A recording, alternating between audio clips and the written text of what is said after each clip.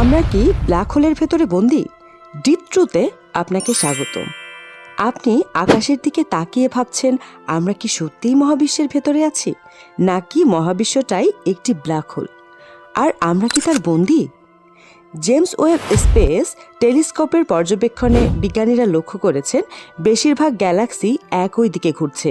এই অস্বাভাবিক আচরণ কিছু বিজ্ঞানীর মতে ইঙ্গিত দেয় আমরা হয়তো একটি বিশাল ব্ল্যাক হোলের অভ্যন্তরে অবস্থান করছি।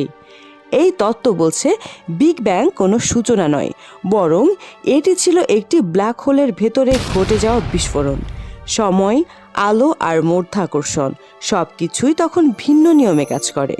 তাহলে প্রশ্ন একটাই, আমরা কি মহাবিশ্বের অন্বেষণ করছি, নাকি ধীরে ধীরে আবিষ্কার করছি আমাদের নিজেদের কারাগার?